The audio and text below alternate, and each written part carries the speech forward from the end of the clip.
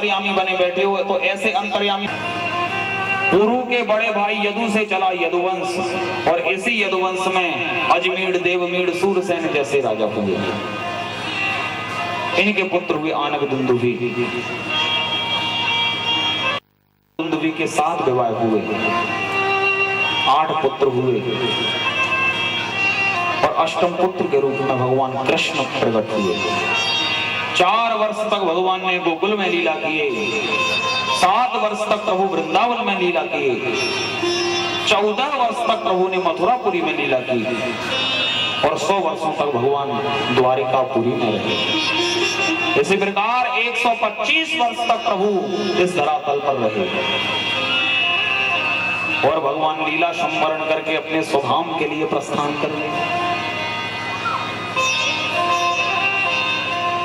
परीक्षित जी ने कहा, महाराज हो गई कृष्ण कथा? बोले हो गई कृष्ण कथा।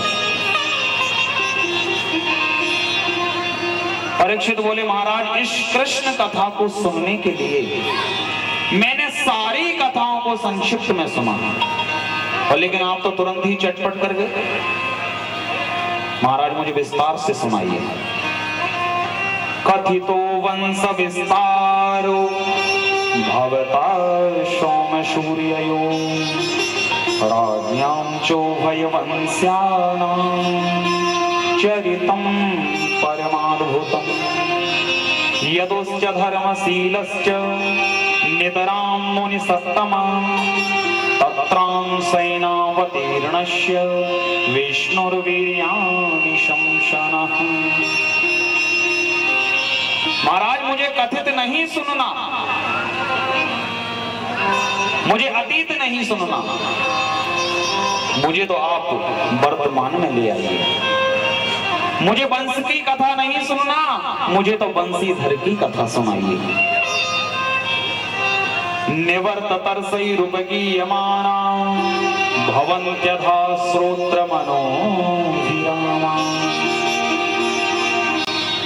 क्योंकि भगवान कृष्ण की कथा भव रोग की औषधि है।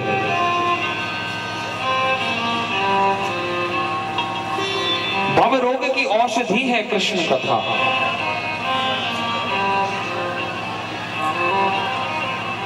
कई प्रकार की औषधियां होती हैं, एलोपैथिक औषधि, होम्योपैथिक, आयुर्वेदिक। एलोपैथिक औषधि के ऐसे ऐसे इंजेक्शन होते हैं, कई दिनों तक दर्द करते हैं। कड़वे कड़वे कैप्सूल होते हैं, शरीर को कष्ट देते हैं। आयुर्वेदिक औषधि का सेवन कर लिया जाए तो कई दिनों तक मुंह खराब हो जाता है। तो सर्वोत्तम औषधि कौन सी है? होम्योपैथी। छोटी छोटी गोलियां खाते जाइए, मीठी मीठी, और रोग को जड़ से मिटाते जाइए। इसलिए जो भव रोग की औषधि है वो है भगवान नाम संकीर्तन। भगवान के मधुरादि मधुर भजनों को गाते जाइए और पापों को जड़ से मिटाते जाइए। दसम स्कंद की जो लीला है उसे कहते हैं निरोध लीला। श्रीधर स्वामी बात कहते हैं, निरोधो दुष्ट भूभुजाम। दुष्ट राजाओं का निग्रह किया भगवान ने और पृथ्वी का भूभार हरण किया, इसलिए प्रभु की ये निरोध लीला है। जिन भगवान कृष्ण ने मेरे पितामहों के लिए कौरव जैसे सैन्य सागर से पार करा दिया और मेरे पितामहों की रक्षा की, उनकी कथा आप मुझे विस्तार से सुनाइए। और भगवान कृष्ण ने माता के गर्भ में आकर के मुझे ब्रह्मास्त्र से बचाया, गर्भ में आकर के मेरी रक्षा की, उन भगवान की कथा मुझे विस्तार से सुनाइए। सुखदेव जी बोले, राजा परीक्षित, तुमने 4 दिन हो गए कथा सुनते सुनते, तुमने बिल्कुल भी अन्न का दाना नहीं खाया, इसलिए मैं चाहता हूं तुम थोड़ा सा कुछ स्वल्पाहार कर लो, उसके बाद में मैं तुम्हें कथा सुनाऊं।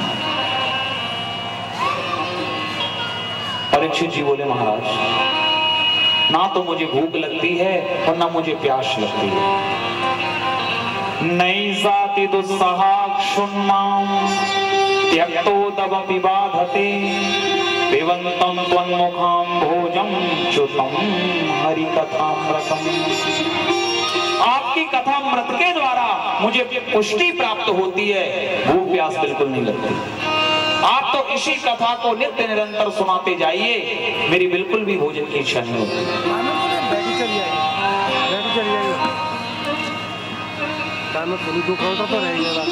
भगवान कृष्ण ने दसम स्कंद में ही आकर के जन्म क्यों लिया?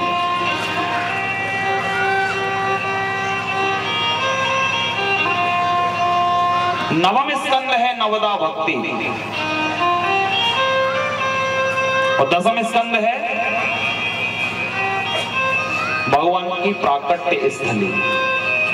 तो जब जीव के हृदय में नवम स्कंद की कथा विराजमान हो जाए, जब जीव के हृदय में नवदा भक्ति जागृत हो जाए, तो दसम के रूप में भगवान का साक्षात्कार हो जाता है। उसी प्रकार नवम स्कंद के बाद में भगवान दसम स्कंद आते ही प्रभु प्रकट हो जाते हैं। अथवा 9 महीने तक बालक को मां के गर्भ में रहना पड़ता है और जैसे ही 10वां महीना लगता है तो बालक का जन्म हो जाता है। उसी प्रकार नवम स्कंद है भगवान की सगर्भावस्था और जैसे ही 10वां स्कंद लगा तो भगवान का इसी प्रकार एक एक करके कंस के द्वारा देवकी के 6 पुत्रों की हत्या हो गई। सप्तम पुत्र के रूप में शेष जी माता देवकी के गर्भ में आए। तो भगवान ने योग माया से कहा, योग माया एक काम कर दीजिए। बोले बताइए प्रभु कैसा काम? बोले देवकी मैया के गर्भ को ले जाकर के रोहिणी मैया के गर्भ में स्थापित कर दो। योग माया बोली महाराज इसके बदले में मुझे पारितोषक क्या मिलेगा? भगवान बोले पारितोषक की चिंता करती हो, कलयुग में 9 दिन तक तुम्हारी पूजा होगी 2 बार, वर्ष में 2 बार। कुमुदा चंडिका कृष्णा माधवी कन्यकेति च देवी नारायणी शानी शारदे त्र्यंबकेति च। आदि आदि कृष्णा, चंडिका, शारदा, अंबिका आदि आदि नामों से तुम्हारी कीर्ति होगी। अघटित घटना पटीयसी भगवान की लीला सारे कार्य करने में समर्थ है। और योग माया ने सप्तम गर्भ देवकी मैया के गर्भ से उठा करके रोहिणी मैया के गर्भ में स्थापित कर दिया। कंस ने देखा बालक का जन्म होना चाहिए था, तो कंस को मालूम पड़ा कि सहजपात हो गया और अष्टम गर्भ के रूप में भगवान स्वयं देवकी मैया के गर्भ में आए। और भगवान के गर्भ में आते ही देवकी मैया का गर्भ प्रकाशित होने लगा। कैसा प्रकाशित है? बोले देवकी मैया के गर्भ का प्रकाश 4 दीवारी में कैद है, बाहर नहीं जाता। सरस्वती ज्ञान खले यथा सती। जैसे कोई व्यक्ति ज्ञानी तो बहुत है लेकिन अपना ज्ञान किसी को देना नहीं चाहता, उस ज्ञान खल की विद्या केवल उसके हृदय को ही प्रकाशित करती है। देवताओं ने आकर के भगवान की बड़ी सुंदर मधुराती मधुर स्तुति गानी प्रारंभ कर दी। ये रविंदाक्ष विमुक्तमानिनस् त्वय्य स्वभावाद विशुद्ध बुद्धया आरुह्य कक्षेण परम पतन्त्यधोनान्द्रोतयो स्मगन्ध्रया। हे प्रभु, जो भक्त आपके पादारविंद रूपी नौका में बैठ जाते हैं वो संसार को पार कर जाते हैं, और जो आपसे विमुख हो जाते हैं ऐसे उन प्राणियों का इस संसार से पतन हो जाता है।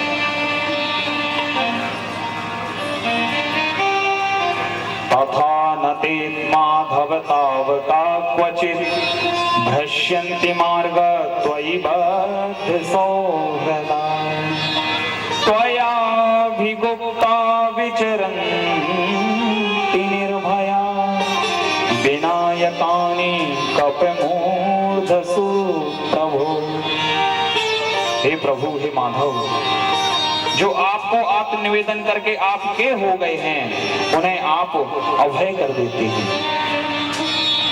और जो आपके चरणों का आश्रय प्राप्त कर लेता है वो इस संसार में निर्भीक होकर के विचरण करता है, फिर उसका कभी पतन नहीं होता। इसी का अनुवाद गोस्वामी तुलसीदास जी रामायण में करते हैं। जेहि ज्ञानी मान बिमति भव भव हरहि भक्ति न आतहि। जेहि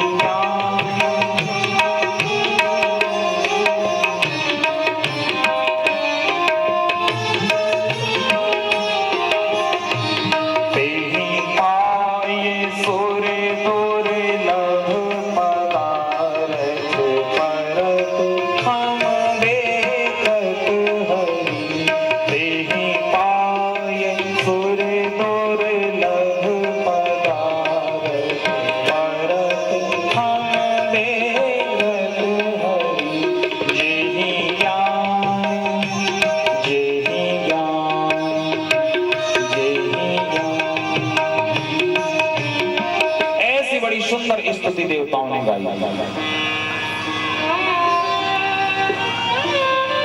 अब वो सुंदर समय आया। अथ सर्वगुणोपेता काल परम शोभना, यर्हैवा जन्म जन्माक्षम शांतारक्षग्रहतारकम्। मंद मंद वायु प्रवाहित होने लगी, मंद मंद वृष्टि होने लगी।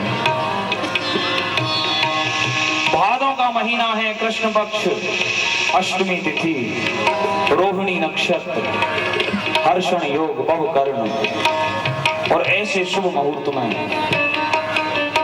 यमुना का जल ऊपर की ओर उठ आया, वृक्षों में हरियाली हो गई, सारी प्रकृति नव वधू की भांति सज गई, और भगवान ने आकर के देवकी और वसुदेव जी को आकर के दर्शन दिया।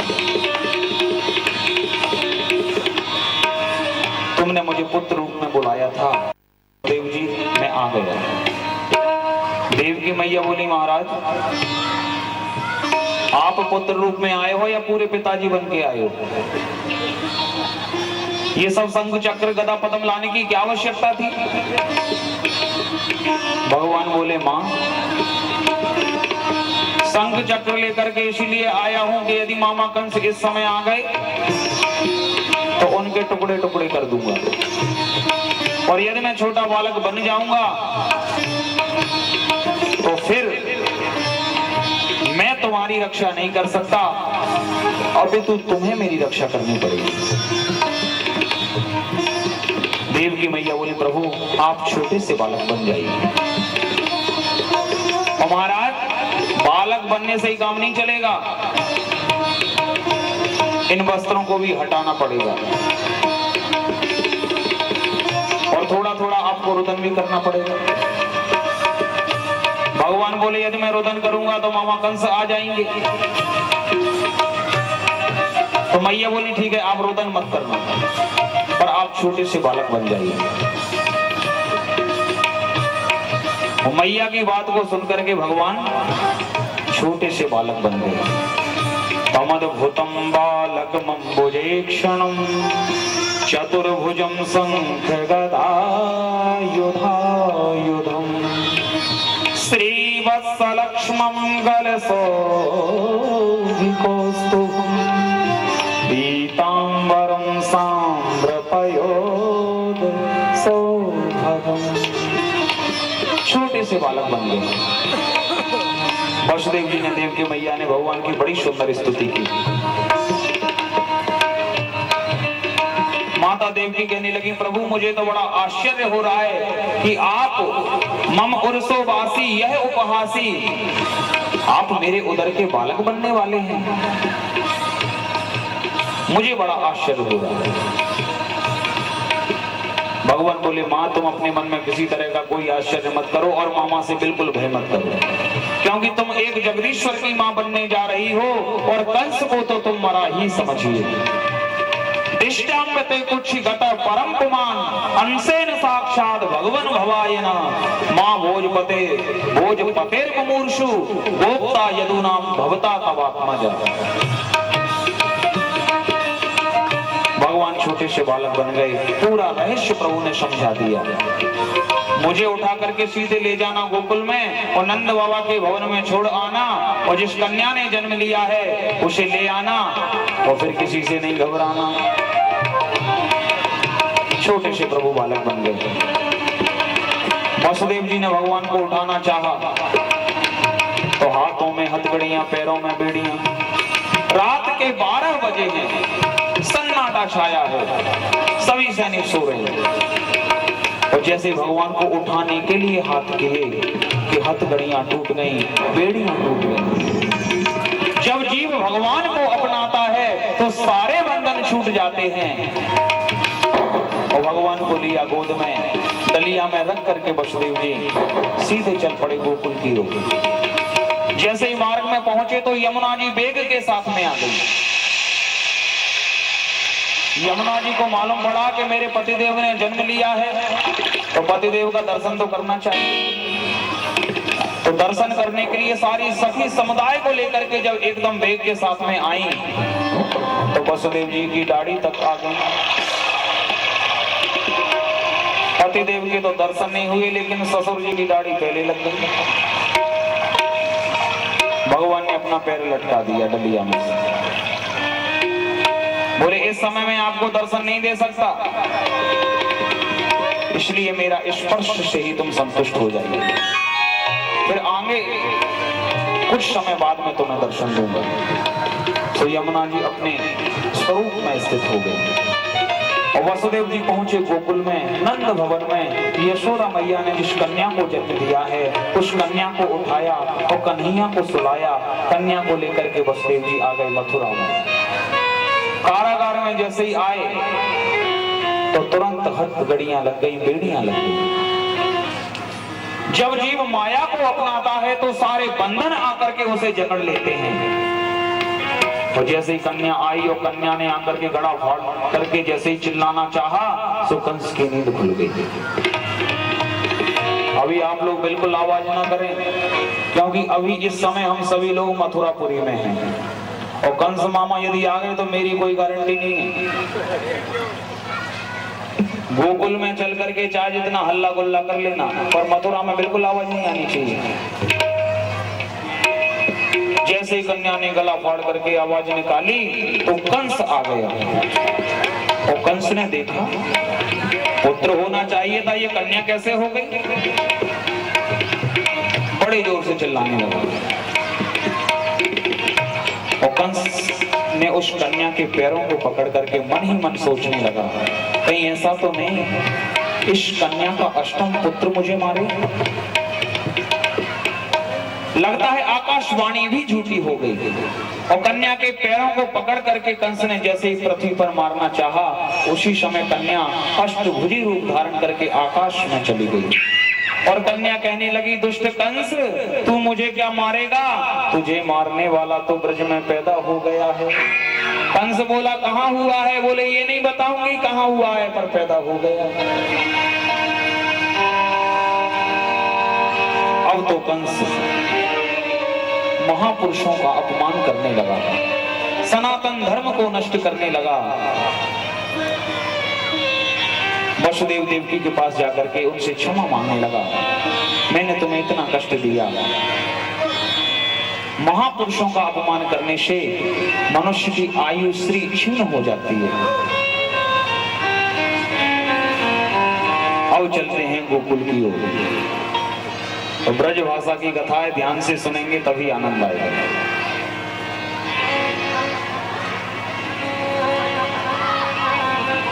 नंद बाबा यशोदा मैया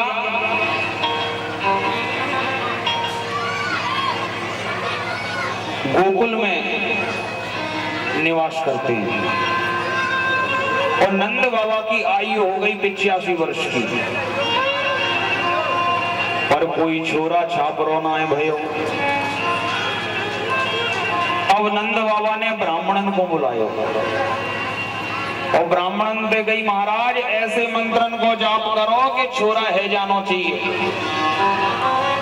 और ब्राह्मण बोले बाबा बामे कौन सी बड़ी बात है, चकाचक घुटवाए दे उसी छोरा को जन्म है जाएगा। सो नंद बाबा ने ब्राह्मणन को खूब खीर मालवीय पुआ के भोजन कराए। तो ब्राह्मणन ने आशीर्वाद दियो पुत्रवान भव। सो यशोदा मैया गर्भवती है गई। सारे ब्रजवासियों ने एकादशी को व्रत किया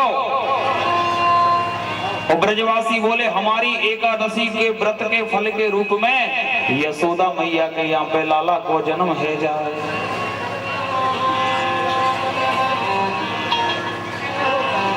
यशोदा मैया की सेवा में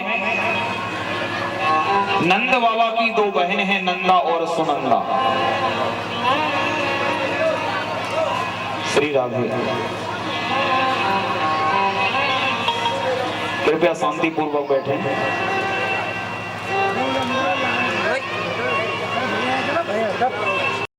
नंद बाबा की दो बहन हैं, नंदा और सुनंदा। और नंदा और सुनंदा को जब पता चली कि भाभी के छोरा है वे वारो है, तो यशोदा मैया की सेवा करवे को आएगी। ये बहनें होती हैं ना, ये बड़ी चतुर होती हैं और ये ऐसे समय देखती रहती हैं कि भाभी के कछु होए तो फिर हमें कछु बधाई मिले, भाभी की करें सेवा तो फिर हमें मिले मेवा। तो 6 महीने पहले थे नंदा और सुनंदा आएगी। एक दिन नंदा ने देखो कि भाभी के पास में झीनी सी चदरिया में एक छोना सोयो भयो, पर ये पता ना है लाला है कि लाली।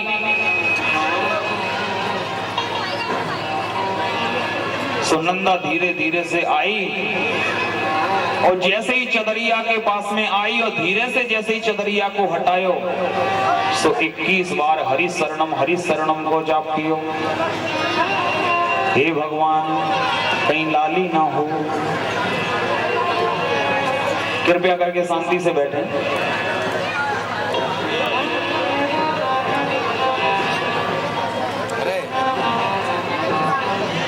एक 21 बार हरि शरणम को जाप किया, कहीं लाली ना हो। नहीं अभी क्या थोड़ा टाइम है, रुक जाओ अभी यार। जब मोबाइल दे रहे तू ले ले।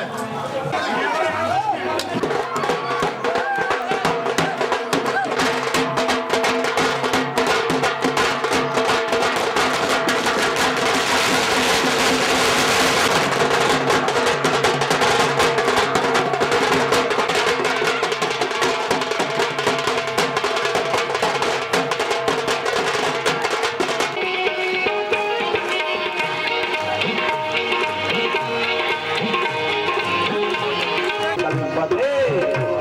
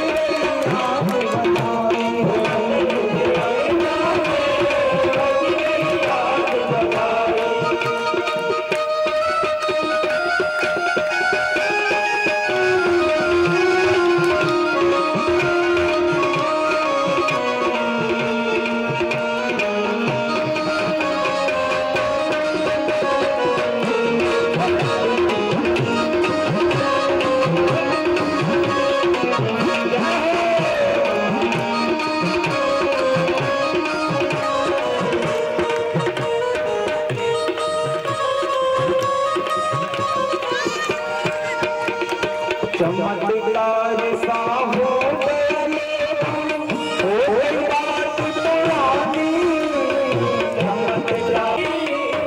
चमत्कार सा हो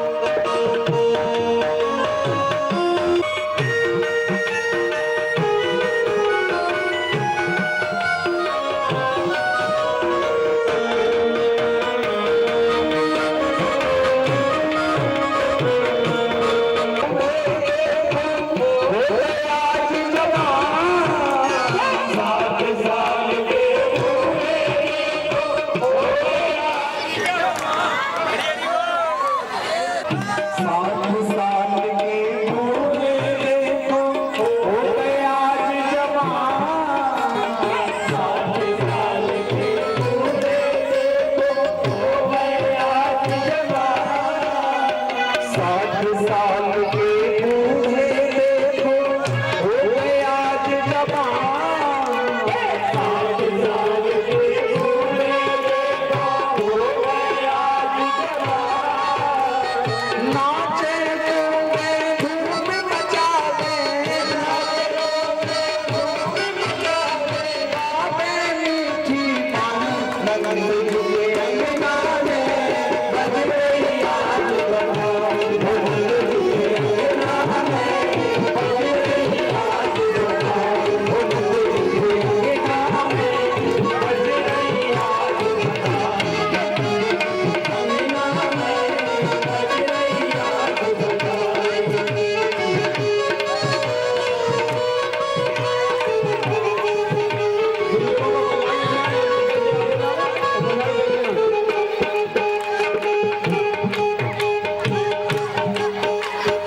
मात यशोदा सब गोपियन को नूतन वस्त्र लुटावे। मात यशोदा सब गोपियन को नूतन वस्त्र लुटावे।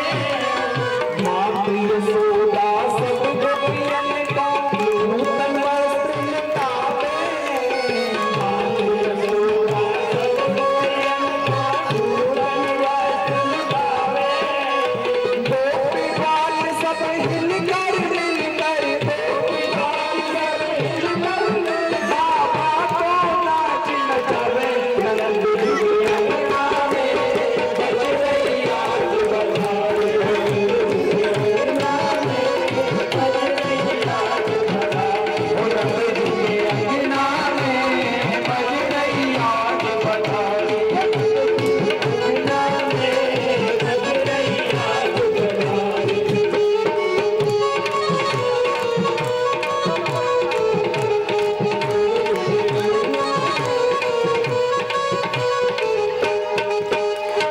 जुग जुग जीवे लाल निहारो यह आशीष हमारी।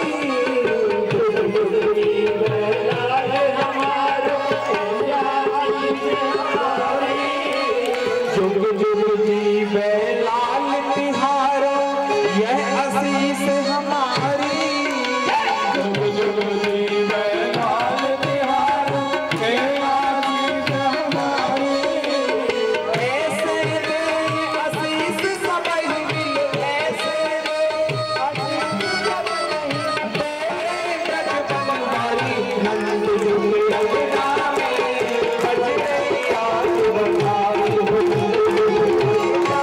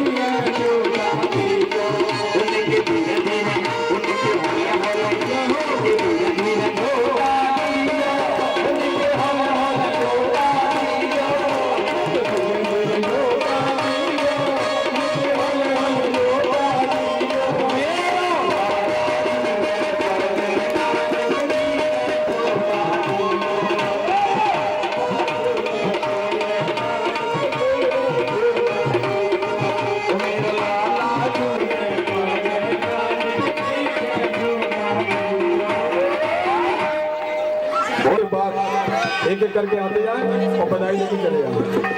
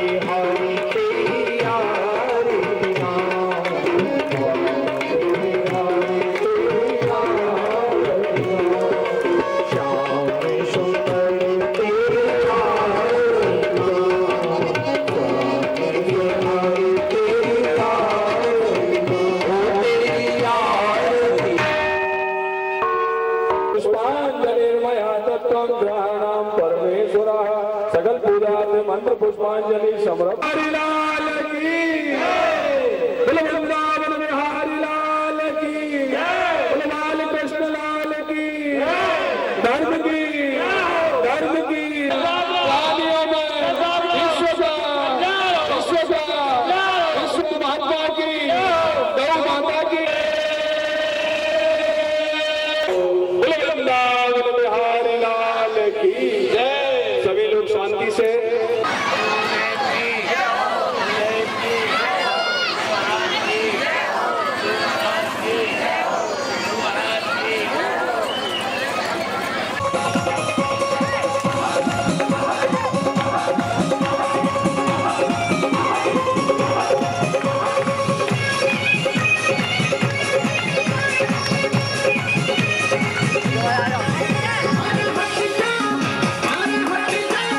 हर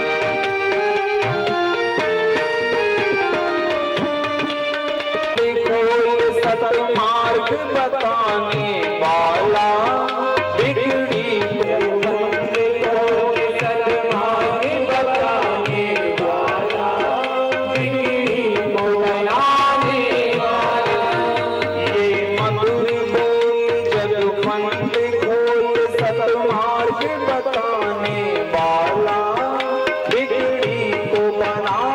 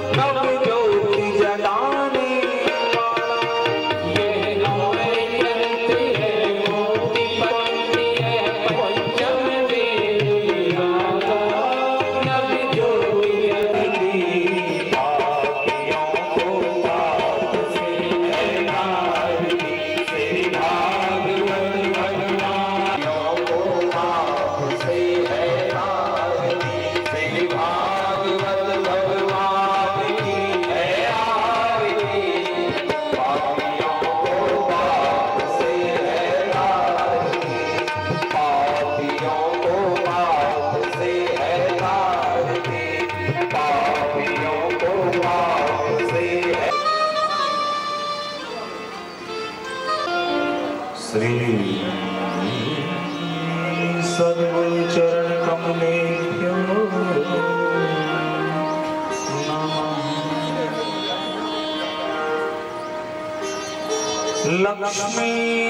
लक्ष्मीनाथ समारंभा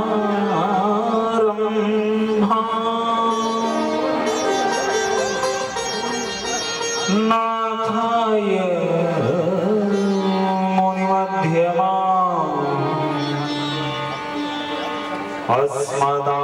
अस्मदाचार्य पर्यन्तां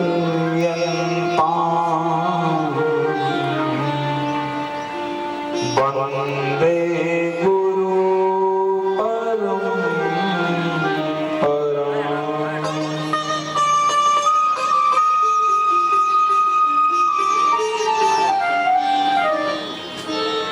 ध्येयं सदा परिभवग्नमवेस्तदोहं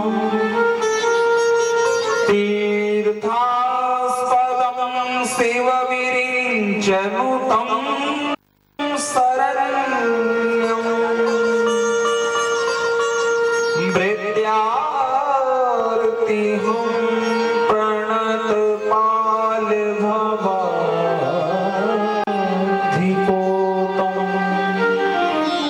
वन्दे महापुरुषते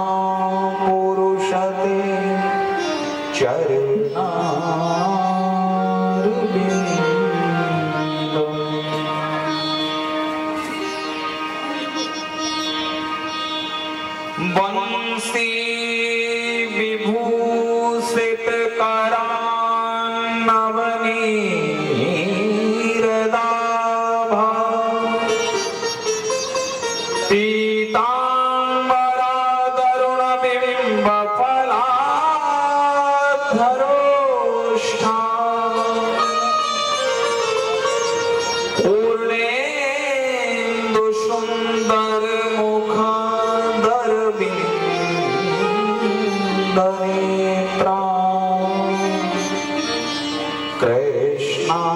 परम किमपि तत्त्वमहं न जाने।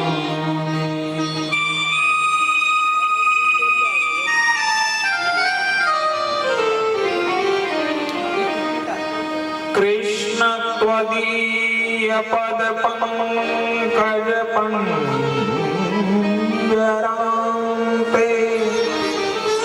आद्यैव मे विसतु मानस राजहंस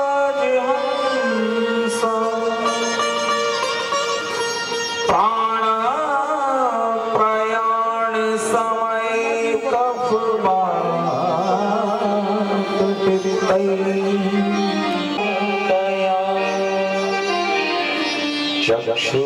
चक्षुरुन्मीलितं येन तस्मै श्री गुरुवे नमः।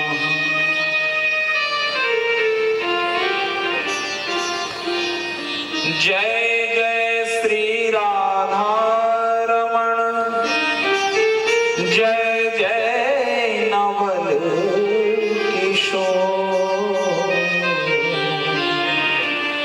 जय गोपी चित चोर प्रभु, जय जय माखन चोर। बोलिए वृंदावन बिहारी लाल की जय, भागवत भगवान की जय, सद्गुरुदेव भगवान की जय, बांकुड़े सरकार की जय, जय जय श्री राम।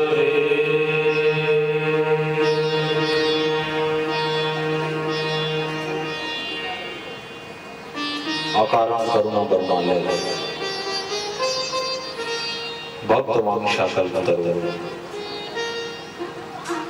भगवान श्री कृष्ण की बामयी प्रति स्वरूपा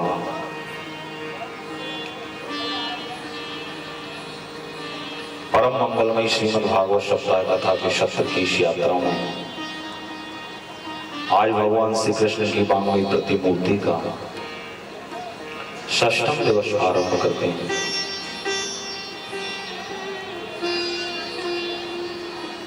कल कृष्ण जन्म की कथा में समस्त श्रोता समुदाय ने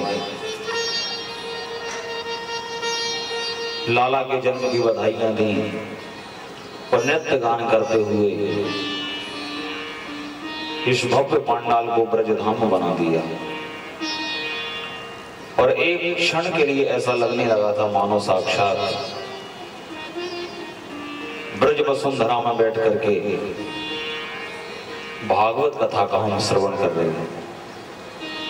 तो आइए अपने मन को ले चले नंद भवन में, जहां समस्त गोपी ग्वाल नंद बाबा यशोदा मैया के साथ में लाला को बधाई दे रहे हैं। बोल नंद के लाला की जय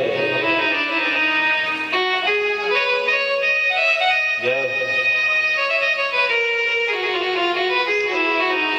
आज नंद द्वारे बधैया बाजे, आज नंद द्वारे बधैया बाजे, आज नंद द्वारे बधैया बाजे, आज नंद द्वारे बधैया बाजे, आज नंद द्वारे बधैया बाजे।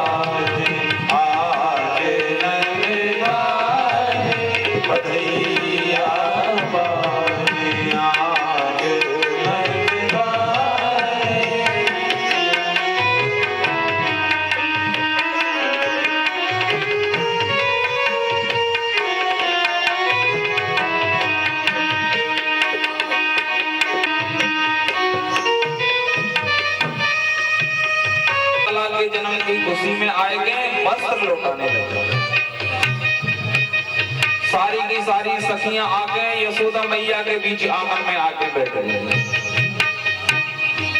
आंगन में सखी नाचेगा,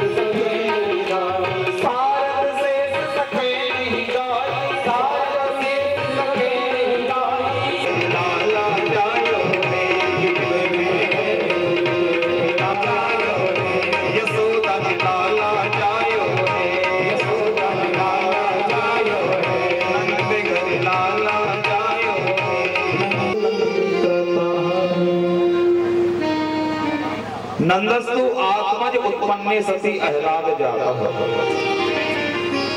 महामना अति उदार चित्र।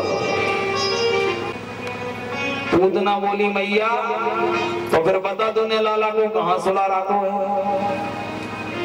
मैं अब तो बेबोध्यता वाले भाव व्यक्त किए और हमारे ब्रज के तो एक संत कहते हैं कि पूतना नारी तो थी क्योंकि वह राक्षसी थी और उसने कई बच्चों की हत्याएं की थी और भगवान को भी मारने के लिए ही आई थी। कन्हैया को भी वो मारना चाहती थी। तो प्रभु की आंखों में है वैराग्य।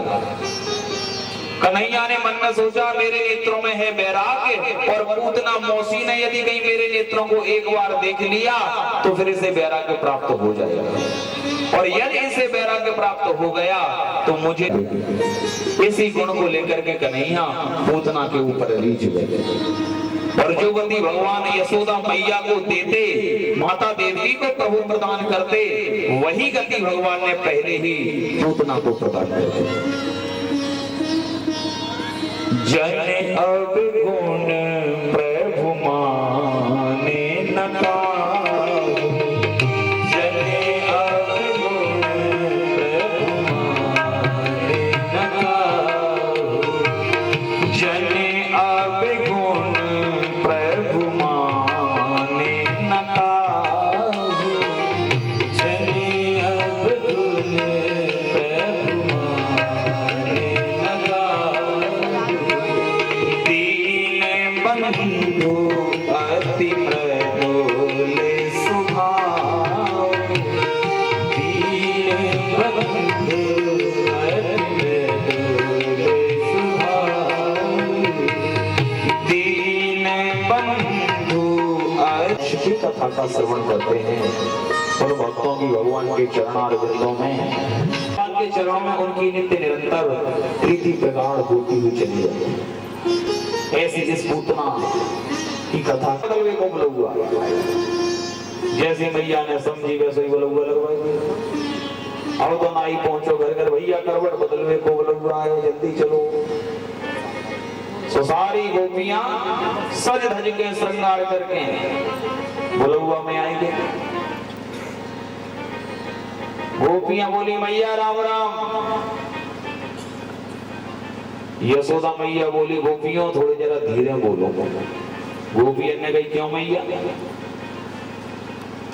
मैया बोली मैंने अब हाल ही लाला को पालने में सुला दिया और जब हम आई हैं तो बिना भजन कीर्तन करें बिना लाला को बधाई गाए बिना तो हम जाए विवाद ना।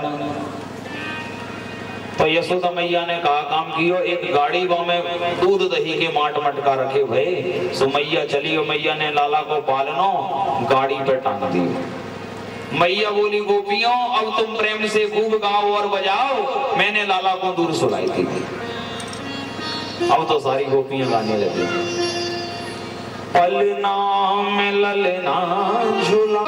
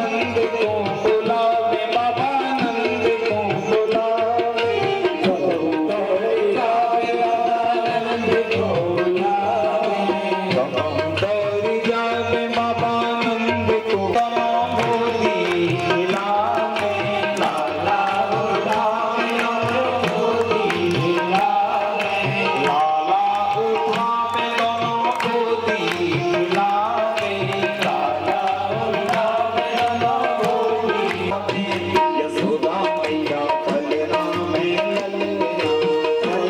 में ललना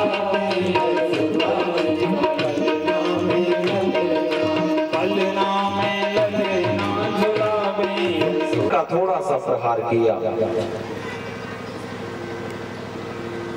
कि गाड़ी चकनाचूर हो गई। गाड़ी में रखे हुए जितने भी माट मटका थे दूध दही के सब फूट गए और शकटासुर का प्रभु ने वध कर दिया।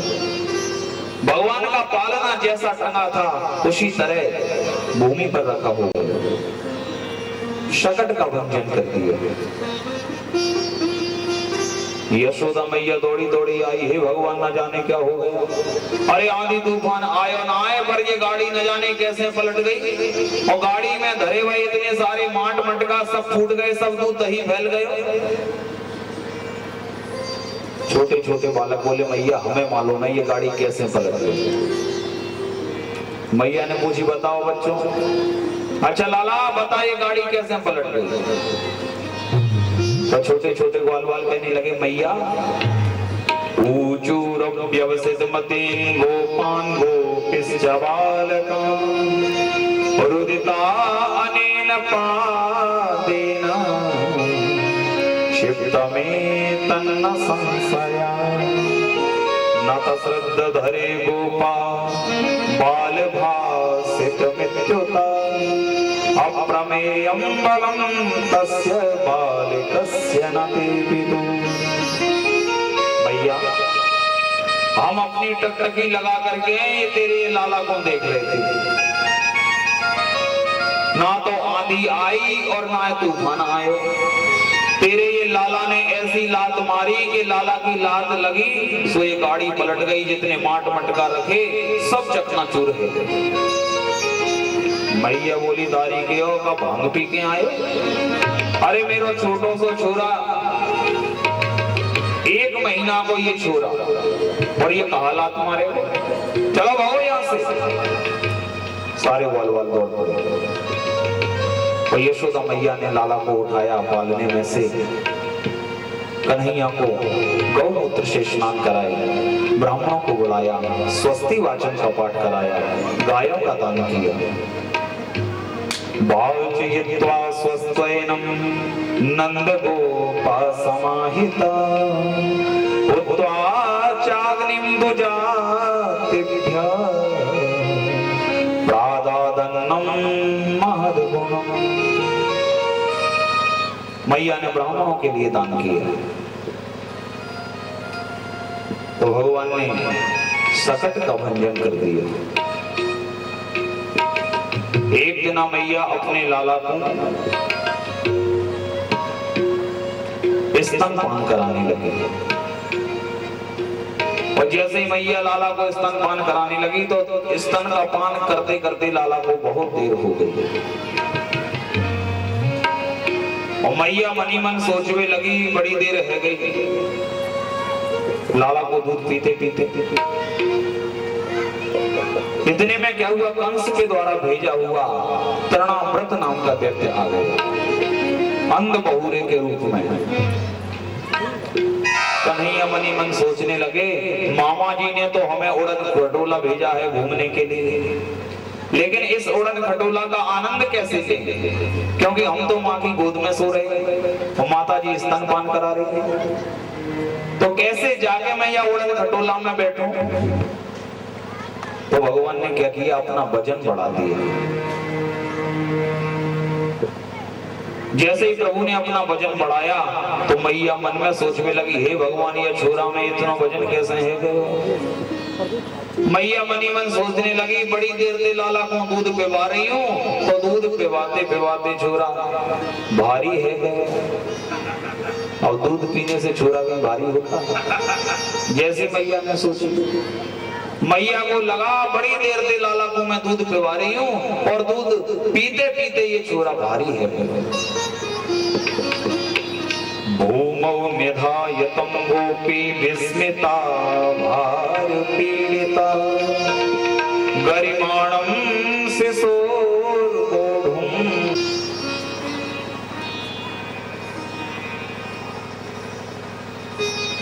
एक दिन नंद बाबा के महल में अचानक गर्गाचार्य जी महाराज मैया हम एक काम करते हैं, और यदि गर्गाचार्य यदि पक्व ज्योतिषी होएगो तो बता देगो कौन को छोरा, और यदि गर्गाचार्य यदि नहीं बता पायो तो हम समझ लेंगे कि खड़िया पलटन में कोई ज्योतिषी नहीं। तो दोनों मैया ने अपने लालाओं को बदल लिया। रोहिणी मैया के लाला को यशोदा मैया ने अपनी गोद में ले लिया और यशोदा मैया के लाला को रोहिणी मैया ने अपनी गोद में ले लिया। और दोनों मैया अपने अपने लालाओं को लेकर के पहुंच गई गौशाला में। गर्गाचार्य महाराज नामकरण संस्कार करने लगे। अयं हि रोहिणी पुत्रो रमयन् सुहृदो गुणैः। याते याको नाम वासुदेव कृष्ण है। मैया या जन्म में तो तेरो ये तू बिल्कुल चिंता मत कर। मैया ने कही बाबा ये करेगो कहा। गर्गाचार्य जी बोले मैया ये तो चोरन को सरदार निश्चय को। मैया चोरन को सरदार तो बनेगो और सोने चांदी की चोरी ना करेगो, ये तो माखन की चोरी करेगो।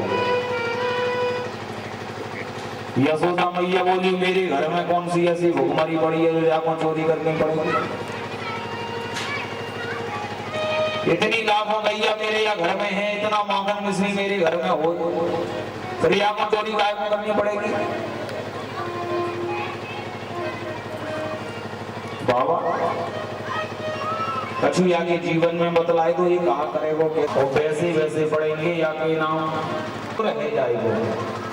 रण छोड़ के भागेगो तो या को नाम रण छोड़ पड़ जाएगा।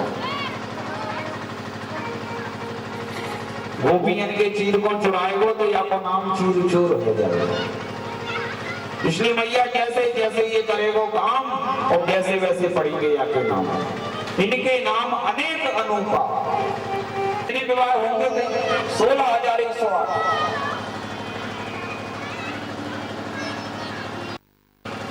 गर्गाचार्य जी तो दोनों बालकों का नामकरण संस्कार करके चले गए, लेकिन दोनों मैया मन ही मन सोचने लगे, आपस में बातें करने लगे।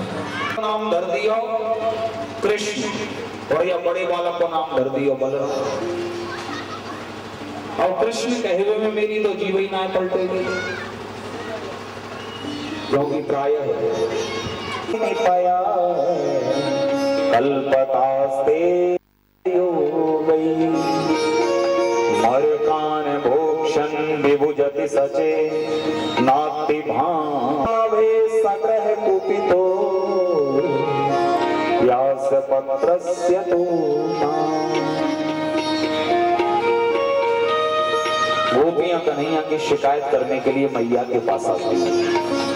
और शिकायत करने का गोपियों का केवल यही एक उद्देश्य है कि कैसे भी करके